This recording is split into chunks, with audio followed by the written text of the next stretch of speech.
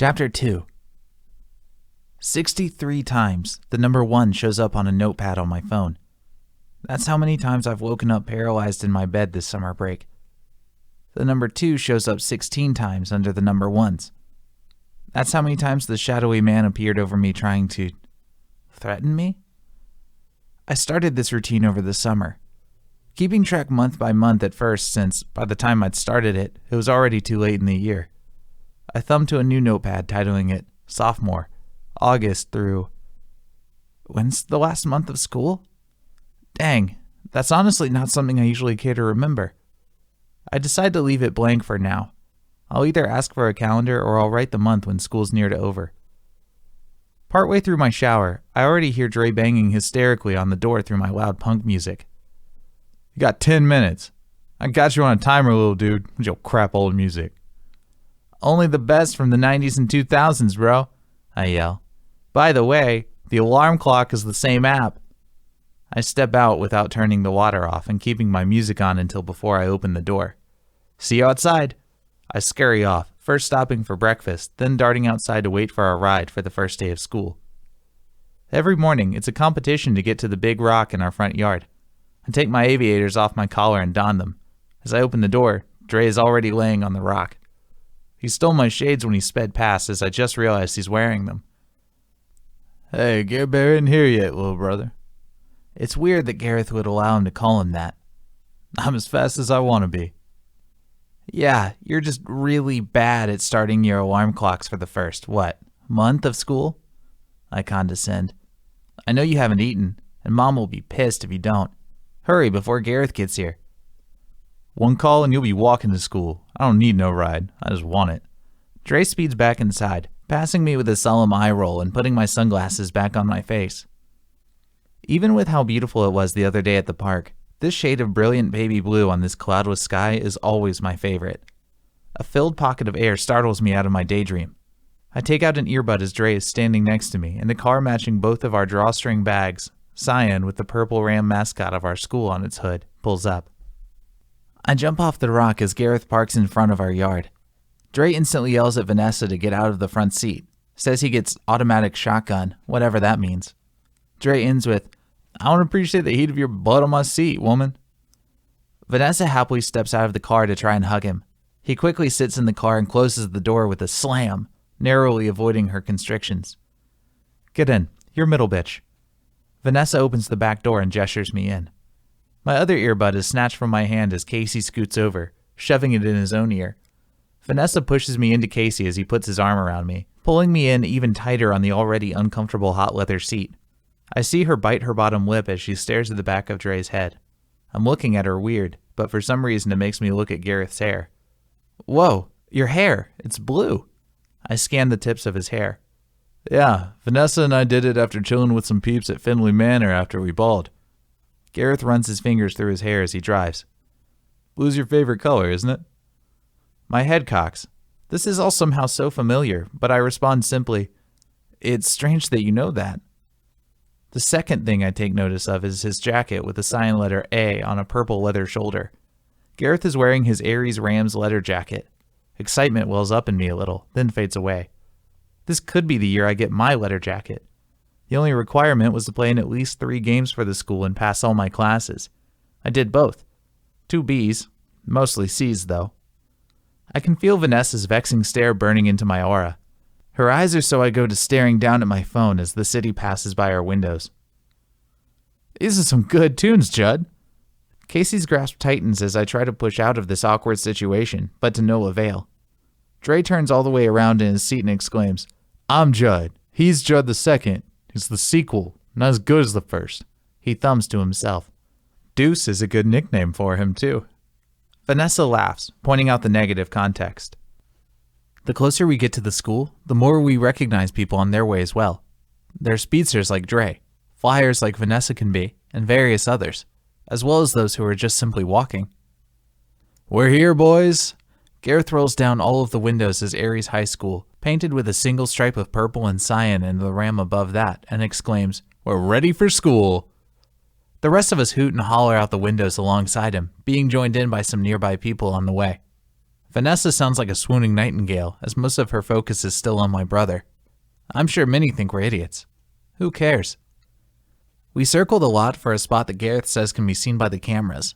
I doubt there's really enough of a problem for it to be necessary, so I think he's being paranoid, but I stay silent. That's when we realize we're being followed by two on foot. Probably have been for a little while. Casey's door opens before Gareth even turns the car off. As I step out after him, I'm pulled from the seat, nearly dropping my bag. I'm hugged to a point of pain and my feet aren't even touching the ground. No wonder, it's the weird one with no shoes, Dre comments. Sam, I missed you so much. The high voice, the falling brown cowboy hat, no shoes, that tells me everything I needed to know. I missed you all summer. She puts me down finally. Looking down, you'd likely expect to find a pair of riding boots, but you'd be wrong. Like Dre said, she wears no shoes. She never has. Why? It has something to do with her powers. When I can breathe again, I say, it's good to see you too, Renee. I was just chilling at home all summer. I was conveniently hiding from everyone for a bit. They're making me take more fragment classes this year because I didn't do so well with all academics last year like I promised I would. I had to study up. Yeah, and I had to babysit. Dre rolls his neck with his arms folded. Hey, Gabby, we're in the same color, he says, taking notice of her bell-sleeved crop. Dre tries to take Gabriella's hand, but she pulls away and says, as if. You just call my best friend a weirdo. Below her white bell-bottoms, Gabriella reaches to click a button just under her foot on her red-heeled shoes to retract a pair of wheels under the incline. Those are really cool, Gareth comments. Gabriella locks arms with him and says, I call them skatelettos. I'll be getting them patented soon now that I know I like them. Gabriella sways away, taking Gareth with her, taking notice to his hair, putting her manicured, sharp-nailed fingers through it. Apparently it's really soft and I hate my life because of it. Vanessa tries to take Dre's arm, but is swiftly called a name and denied. Dre follows glumly behind what looks like a happy couple, then Vanessa, then me. But I'm the only one hiding it, Casey and Renee being the only other cheery ones, standing on either side of me. Gabriella and I hung out literally every day of summer. Renee just continues talking as we tail through the entrance doors into the building covered in the colors we've become accustomed to. Did you see the True Love School Spirit video? She gasps.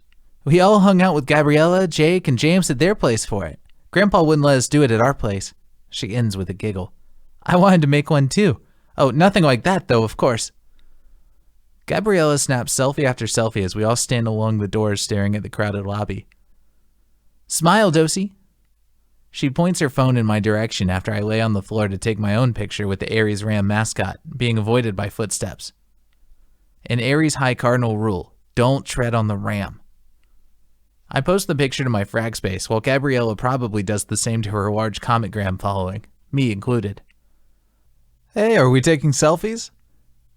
As I stand, Caven pulls me with his cold grip into his dark purple shirt, holding his phone out with his other hand. You stoked for tryouts Friday? I shrug as Caven looks at me with an adorable smile of suspense before hopping away, jacking my aviators from the collar of my shirt to snap photos with others. I barely notice the cloud of giggling girls trailing Caven until Taven comes wheeling his way out of it. Taven wheels around the floor mascot his own black and white ski hat that covers his ears with flaps. The closer he comes, the more my heart feels ready to jump out of my chest and do gymnastics.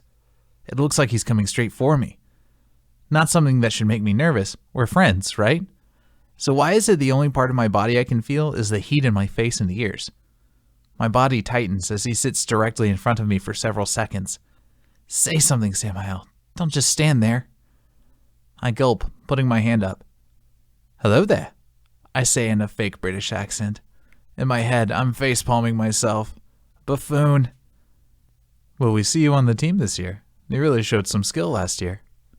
Yeah, thanks. I'll be there. Count me in. I thumbs up.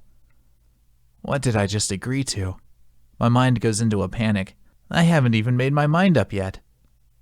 Saying that to Taven really feels like a commitment, even though it's truly not. Yes, my shorts, jersey, and shoes are in my bag alongside my notebooks, but I already have the burden of fragment classes now.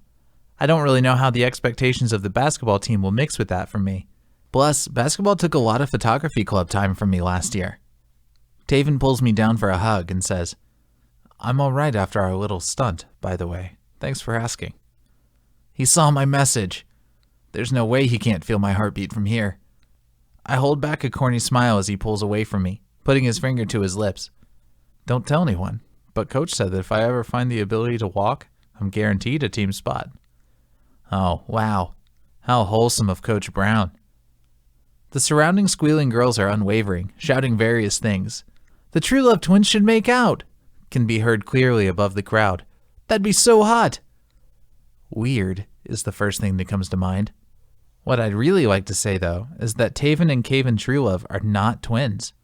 They're in the same grade, but Taven is older by several months. They're Irish twins, meaning within a year apart, but they're not real twins. Their names definitely rhyme, though. Odd choices, Mr. and Mrs. Truelove. Did you hear that, brother? Taven looks up at Caven with a raised eyebrow. I did. Caven holds his arms behind him, swaying a knee left and right. What should we do about it, big brother? By now, I have my phone set to record, regretting not bringing my more professional camera to school today. Taven pulls his brother down by the collar with a sinister smile. Give them what they want, I'd expect. Me too. Caven stutters as the space between them shrinks. An uncontrolled giggle comes out of me as Vanessa painfully elbows my ribcage. Don't laugh while filming. You of all people should know that. You're the photo club's teacher's pet. I don't think clubs can have a teacher's pet. I shrug in agreement, though. The space between the brothers' noses is less than centimeters. The crowd around us is quiet with the exception of a few drawn-out gasps of anticipation. My own chest hurts, my heart giving it not a single break. Two extremely attractive boys are going to make out right in front of me. The fact that they're full-blooded brothers seems to have escaped the minds of everyone except me, but I've elected not to care at this moment.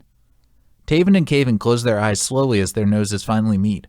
My eyes widen, a big clown grin painted across my face, and my chest is going to explode. Then, right before the fireworks and everyone's pants can go off. I wouldn't make out with my brother. Taven laughs as the two push off of each other. Yeah. Caven sticks his tongue out and puts a finger in his mouth. That's fragging gross. I knew it was too good to be true. I'm honestly rather disappointed, even though I shouldn't be. I guess I shouldn't expect any less from the troll and true loves. The 15-minute bell rings as the crowd thins in a pathetic groan. Send me that footage, Dose? Caven finger guns at me. That's priceless true love of memes content. I thumbs up and Taven calls back. See you all at Tryouts Friday. He winks back, and it looks like it's directed at me, but I can't be sure. I have never met a black man that blushes more than you do. Vanessa comments as she and Casey walk alongside me up the stairs and down the hall of lockers to store bags and retrieve school books. I swiftly correct her with a touch of sarcasm. I'm half black, but thanks for the observation. Yeah, that's why we have matching freckles, Casey remarks, putting his face up to mine. Morgan Freeman has freckles, I use as an example. I, however, do not. I slam my locker as we proceed to each of our classes. Okay, maybe I have some light freckles, but I'll openly acknowledge them when hell freezes over. I look down at my paper schedule in my hand, and then at the number on the door. English room 205. Here's my stop, guys. See you at lunch. Casey waves as I take a seat around the middle of the classroom.